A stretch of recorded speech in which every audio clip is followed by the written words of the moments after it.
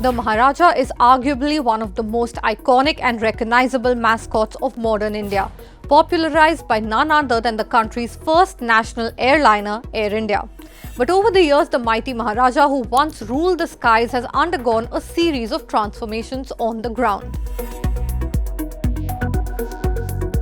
Air India under the Tata Group is undergoing a major revamp. The mammoth deal with Airbus and Boeing was just the tip of the iceberg.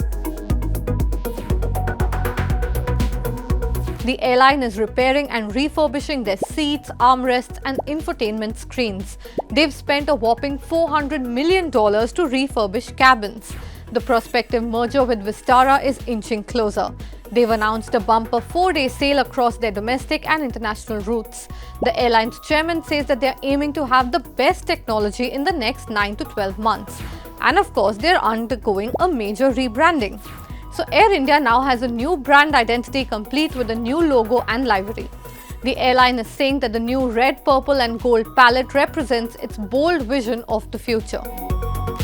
If you're an Air India traveler, you can expect to start seeing the new logo and other design changes from the end of 2023. This is also when Air India's first Airbus A350 in the new livery will enter the fleet. But while this new logo signifies a new Air India Instant 2.0 with the Tata Group, the airline has undergone a huge number of changes through the years. It is after all India's oldest commercial airline, nearly a century old. And its logo changes over the last 91 years have captured a big part of the airline's history. So let's time travel through these logos to trace the story of Air India. This was the first logo of the airlines. Simple black letters saying Tata Airlines, because it was established in 1932 under JRD Tata, who was the first chairman of the Tata Group. So from 1932 to 1946, the airlines was called Tata Airlines. After independence, the airline was nationalized and renamed Air India. This was the first logo of Air India under their new name, where the iconic centaur was introduced, shooting an arrow within a circle representing the wheel of Konark.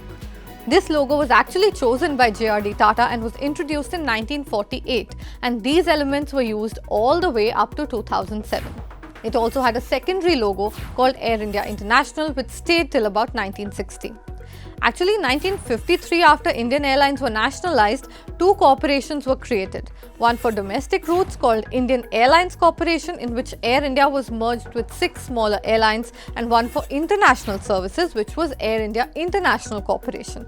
This was later abbreviated to Air India in 1962. The hyphen was removed in 2005 to avoid any issues during computerized reservation searches. But back to the 60s, in which the italicized international in the logo was replaced by Air India written in Hindi. For some time in the middle, the airline used a logo in which the Hindi name was above the English one and the centaur was on the side. In 1972, the logo was revised once again, and this time the centaur was in the middle and Air India written in English and Hindi were on either side. In 1989, a globally renowned brand and visual identity firm called Landor Associates carried out an image change of Air India that cost a whopping $35 million. This is around 3 crore rupees today. So in 1990, the airline logo underwent a significant change, featuring a red parallelogram bearing a golden sun, which had 24 spokes emblazoned on the aircraft tail. At this time, the lounges, livery, uniform and cabin interiors were also redesigned. However, this wasn't very well received, and so the old design was brought back with the centaur, and this stayed on for the next 15 years. In 1994, after India started allowing private airlines, Air India struggled to remain competitive. In 2007, after it was posting losses and it merged with Indian Airlines to form the National Aviation Company of India, this was renamed Air India Limited later. So in 2007, Air India and Indian Airlines unveiled a new livery which had a flying swan with the wheel of Konark inside it. The flying swan was morphed from the centaur logo of Air India, and the chakra was derived from Indian Airlines' erstwhile logo.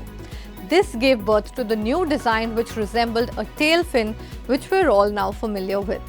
The Rajasthani arches along the windows was made smaller, and the logo featured on the tail and engine covers. 7 years later, the livery was retained, but the typeface was updated to indicate that it was a Star Alliance member. And now, of course, cut to 2023, after the ghar-wapsi to the Tata Group, the airline is being refurbished yet again. Hope this was a story you enjoyed. For more such content, keep watching Money Control.